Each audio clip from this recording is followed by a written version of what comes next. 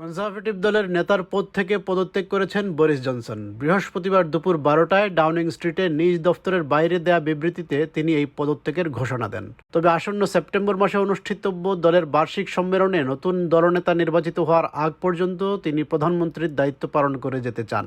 British প্রধানমন্ত্রীর দায়িত্ব পালনকে সারা দুনিয়ার মধ্যে শ্রেষ্ঠ দায়িত্ব হিসেবে বর্ণনা করে বরিস জনসন বলেন, এই দায়িত্ব ছেড়ে যেতে তার যার পর নাই কষ্ট হচ্ছে। 3 বছরেরও কম সময় আগে অনুষ্ঠিত সাধারণ নির্বাচনে বরিস জনসন কনজারভেটিভ দলকে এক ব্যাপক বিজয় এনে দিয়েছিলেন।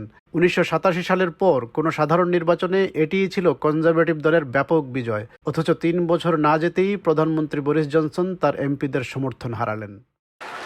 It is clearly now the will of the Parliamentary Conservative Party that there should be a new leader of that party and therefore a new Prime Minister.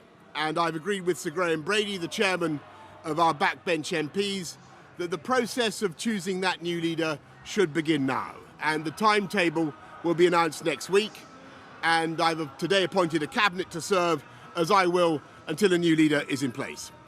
So I want to say to the millions of people who voted for us in 2019, many of them voting Conservative for the first time, thank you for that incredible mandate. The biggest Conservative majority since 1987, the biggest share of the vote since 1979. And the reason I have fought so hard in the last few days to continue to deliver that mandate in person was not just because I wanted to do so, but because I felt it was my job, my duty, my obligation to you to continue to do what we promised in 2019.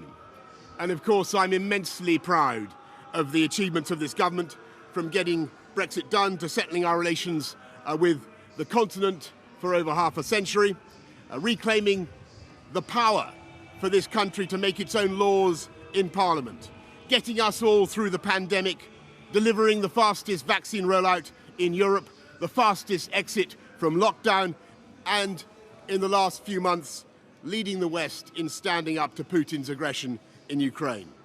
And in the last few days, I've tried to persuade my colleagues that it would be eccentric to change governments when we're delivering so much and when we have such a vast mandate and when we're actually only a handful of points behind in the polls, even in mid-term after quite a few months of pretty relentless sledging, and when the economic scene is so difficult domestically and internationally. And I regret not to have been successful in those arguments, and of course it's painful not to be able to see through so many ideas and projects myself. But as we've seen at Westminster, the herd instinct is powerful. When the herd moves, it moves. And my friends, in politics, no one is remotely indispensable. And our brilliant and Darwinian system will produce another leader equally committed to taking this country forward through tough times, not just helping families to get through it, but changing and improving the way we do things, cutting burdens on businesses and families, and yes, cutting taxes, because that is the way to generate the growth and the income we need to pay for great public services. And to you, the British public, I know that there will be many people who are relieved, and perhaps quite a few who will also be disappointed. And I want you to know how sad I am to be giving up the best job in the world. But above all, I want to thank you, the British public, for the immense privilege that you have given me.